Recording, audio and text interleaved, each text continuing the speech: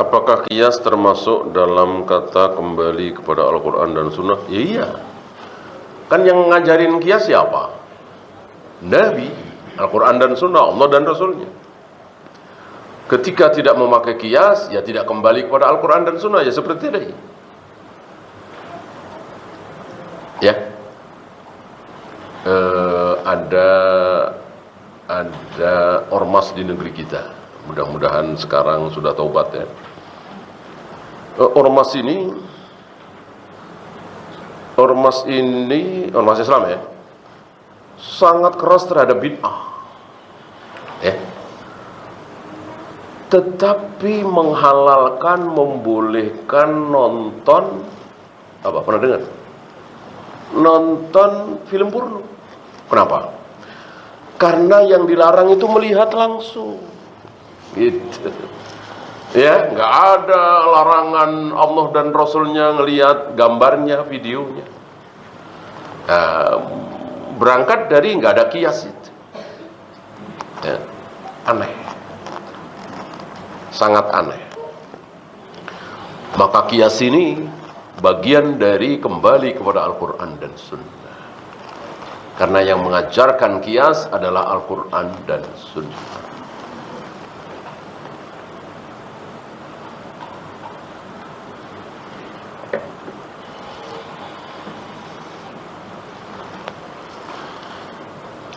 Cuman jangan sampai qiyas salah, qiyas ma'al farid. Karena qiyas yang salah diawali oleh siapa? Masih ingat? Yang pertama kali memakai kaidah qiyas dan qiyasnya salah adalah iblis. Iblis memakai kaidah qiyas ketika menolak perintah Allah untuk sujud kepada Adam dengan mengatakan khalaqtani min nar wa khalaqtahu min tin. Engkau ciptakan aku dari api ya Allah, sedangkan Adam engkau ciptakan dari tanah. Bagaimana api disuruh sujud, disuruh tunduk, disuruh memuliakan tanah? Ini qiyas ma'al farid, qiyasnya iblis.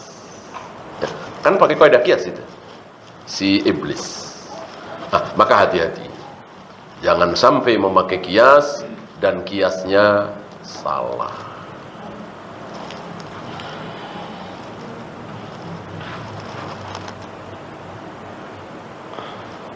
Apakah qiyas digunakan ketika terpaksa?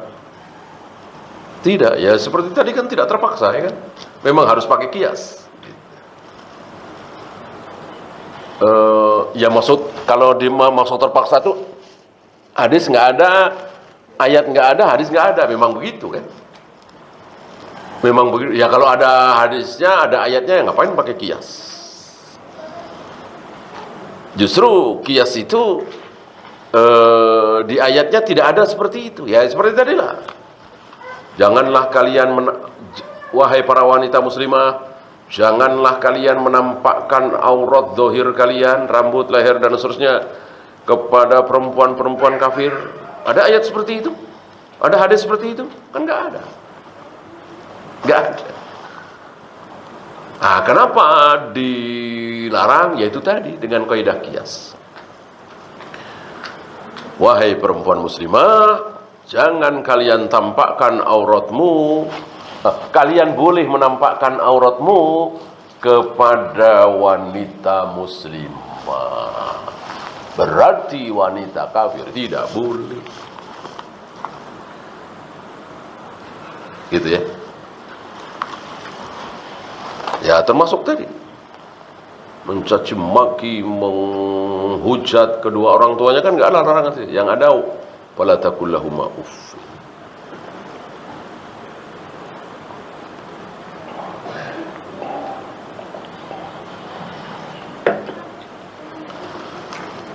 Apa nama surga tertinggi derajatnya? Firdaus ya.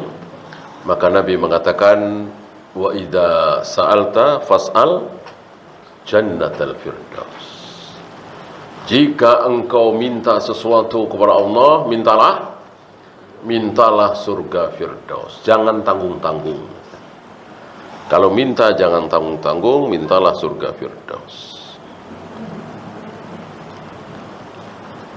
Apakah diperbolehkan seorang suami berpoligami tetapi istri pertama tidak tahu kalau ada istri kedua tidak tahu kalau ada istri ketiga tahu ada istri pertama dan dua? Jika diperlukan seperti itu, nanti masalah waris bisa jadi bermasalah. Iya. Kalau pertanyaannya halal, sah, ya sah. Kan tidak ada syarat sah nikah adalah diketahui diizinkan oleh istri pertama, kan nggak ada. Adanya ijab, qabul, wali, saksi, mahar pun kan seadanya. Kalau pertanyaannya sah atau tidak sah, jawabannya sah. Tapi pernikahan kan tidak berhenti sampai di situ. Ada punya anak nanti, tentu anak dari istri pertama, anak dari istri kedua, anak dari istri keempat, kedudukannya sama apa tidak?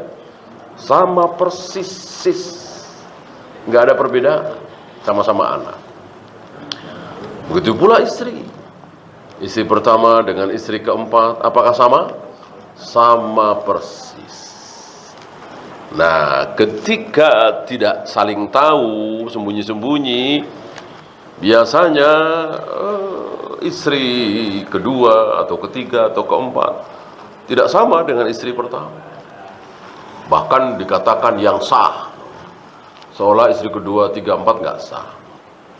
Yang sah itu ya istri pertama katanya, yang dapat apa istilahnya pensiun, yang dapat waris, ya. Yang kedua giliran, kan? Kita kan disuruh jujur, tidak boleh bohong, ya. Ya tentu karena istrinya 2, 3 ya menggilir dan seterusnya, pulang malam kadang nginep. Ditanya dari mana bang, nah, pasti bohong ya. Yang lembur lah, yang rapat lah, yang ini. Maka kalau memang berani, ya jangan takut-takut. Nah, kasih tahu. Kalau memang berani, ya jangan takut-takut. Kalau takut, jangan berani-berani, ya kan? Nah, udah tahu takut, ya kan? Pakai berani-berani. Ya udah. Ya. Mengurus orang tua yang sudah tua renta, ada kala saat mengurus kurang sabar, kurang ikhlas.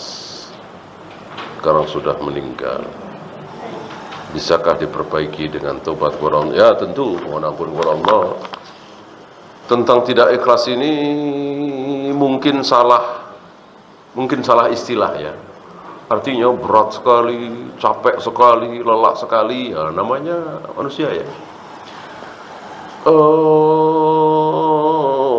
Sangat berat. Enggak apa-apa, ya asal terus kita jangan lalaikan kewajiban kita mengurus orang tua yang sudah tua renta. Artinya tiap hari atau mungkin bergilir dengan anak yang lain, ya. Terus artinya tidak, orang tua ini tetap ya makan, tetap disuapi, tetap dimandikan dan seterusnya, walaupun anaknya merasa berat. Ya.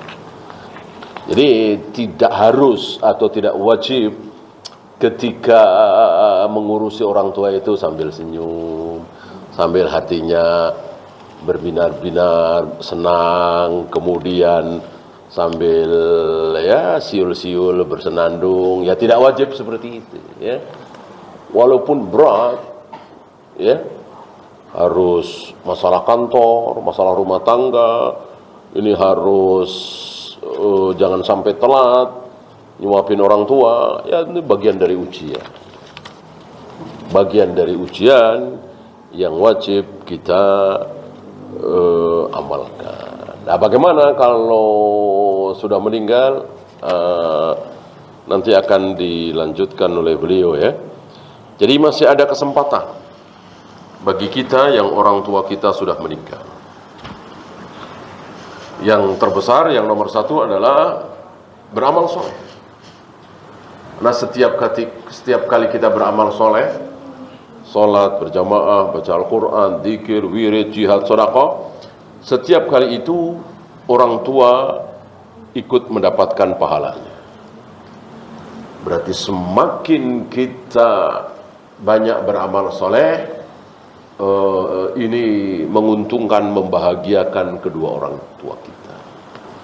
Justru merasakan kan, ketika kedua orang tua kita masih hidup kan belum merasakan nikmatnya, manisnya, lezatnya pahala itu kan belum dirasakan kalau masih hidup gitu. Kemudian meneruskan kebiasaan baik.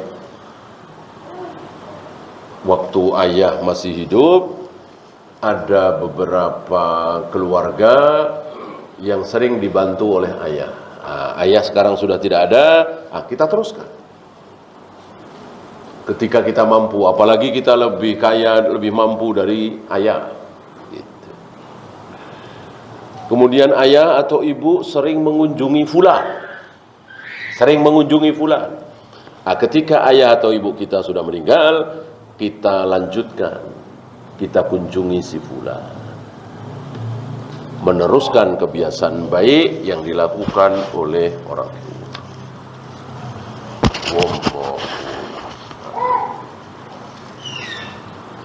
Habis?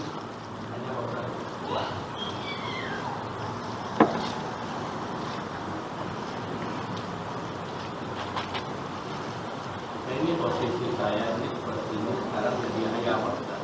Hah? Jadi ayah. Ayah. Ibu saya itu sudah meninggal.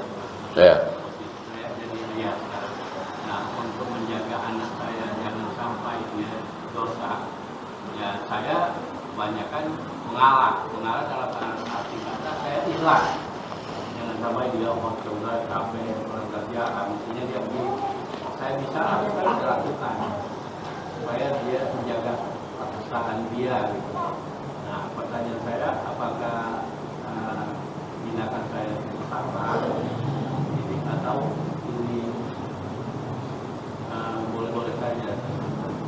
Tapi saya menjaga perasaan anak saya, jangan sampai dia itu apa? Tidak yang kurang ini, misalnya kurang kerja, dia lagi ini, mestinya dia kan begini. Nah, kita bisa kita lakukan. Maka jangan dia udah ini kita nyuruh juga dia kan, nanti dia omongan dia itu ya istilahnya itu simpulannya menjaga perasaan anak, biar anak enggak marah sama orang tua. Bisa juga, tetapi bisa juga antum begini, kamu mau pahala nggak? Mau lah, pahala nih. Pijitin ayah, kan bisa juga kan? Emang bener kan? Kamu mau pahala? Bawain ayah makanan yang enak-enak. Ya. Kamu mau pahala? Ya. Cariin ayah istri, gitu ya. Daripada duda, ya kan? Itu kan pahala semua, bisa juga kan? Kalau tadi antum kan cuma supaya anak nggak berdosa. Ini kan lebih dari itu. Supaya anak dapat pahala, ya. Kan baik, insya Allah lebih baik ini, ya. Artinya tarbiyah anak-anak kita, didik anak-anak kita untuk rakus terhadap pahala. Salah satu cara terbesarnya ya berbakti kepada orang tua, menyenangkan orang tua, taati orang tua, dan seterusnya dan seterusnya. Saya kira ini lebih baik daripada tadi, ya, walaupun tadi antum insya Allah ya tidak salah. Wallahu a'lam.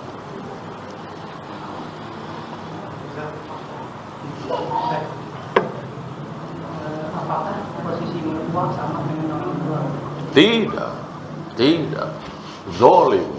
Menyamakan yang berbeda itu zalim. Sebagaimana membedakan yang sama, tentu berbeda. Orang tua yang melahirkan kita, mertua tidak, ya, beda lah. Maka tidak ada istilah berbakti kepada mertua, berbakti kepada orang tua.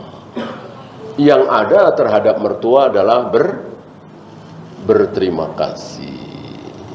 Seorang muslim yang baik kan yang pandai berterima kasih. Kita berterima kasih, sangat berterima kasih kepada mertua. Kenapa berterima kasih? Ya terima kasih loh dikasih anaknya. Masa nggak terima kasih? Ya terima kasih sekali, iya kan? Nah, dalam rangka berterima kasih, kita hadiahi makanan yang enak, pakaian yang bagus, kalau mampu ya beliin motor, beliin mobil. Dalam rangka kita berterima kasih. Adapun berbakti sami'na wa ata'na tentu orang tua. Kita laki-laki ya. Gitu. Wallahu a'lam. Silakan. Waalaikumsalam. Saya punya orang tua yang udah umurnya 18 tahun dan sekarang udah meninggal ya. Istri saya itu bersikap baik, memandiin, maafin, segala macam. Cuman dia suka ngomelin karena perilaku orang tua itu karena pun itu kan kadang-kadang ngeselin. Yang ngomel siapa? Istri antum. Berarti ngomelin mertua. Karena perilaku orang tua itu namanya juga pikir kan kadang-kadang ngeselin. Iya. Terus diomelin. Udah makan, minta makan lagi gitu ya. Tapi dia baik lah, mandiin, jadi kopi, Tapi mau tapi itu suka sambil ngomel. Sambil nyuapin sambil ngomel gitu. makanya kalau itu istrinya orang tua saya gimana ya perilakunya berdua yang mau sendiri ngeselin gitu. Terus pertanyaannya apakah dia termasuk durhaka? Terus yang kedua apa suami juga ikut menanggung misalnya dia durhaka? Yang ketiga bagaimana bertobat karena durhaka kepada orang tua ketika orang tua sudah meninggal? Ya, yang pertama pikunnya ini apakah sampai tidak sadar, bahkan sampai tidak mendengar, bahkan tidak bisa membedakan antara orang ngomel dengan tidak ngomel. Kalau seperti itu ya insya Allah ya udah kayak bayi gitu ya, atau robot gitu ya. Kalau diomelin enak main kan? Nah, berarti masih punya perasaan, nggak boleh. Kalau diomelin nangis, berarti masih punya perasaan. Jangan. Kecuali diomelin ketawa-ketawa, ya kan? Berarti kan dia tidak bisa membedakan antara ngomel apa enggak, ya kan? Nah, itu ya masih mending. Tapi kalau nangis ya berarti masih punya perasaan, nggak boleh, haram. Ya. Harus menahan diri. Ya antum sebagai suami ya mestinya menasehati istri antum, jangan ngomel, tahan seterusnya. Ya karena sudah meninggal ya yang tadi ya, lakukan sesuatu yang sangat bermanfaat bagi orang tua. Adapun bertaubat mohon ampun tentu kepada Allah, tidak kepada orang tua karena sudah meninggal. Nah doakan saja, doakan, sering-sering doakan dengan doa tadi. Setiap kali ingat doakan, setiap kali ingat doakan. Mudah-mudahan insyaallah. Allahu a'lam. Habis? Ya.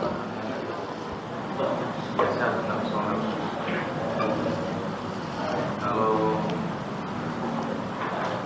kita kepingin sholat tapi biar lama, karena itu kan sholatnya lama ya, tapi apalagi sedikit, lebih utama mana dengan apalagi sedikit tapi sholatnya lebih kita lebih lama dengan cara menggunakan sholat dibaca.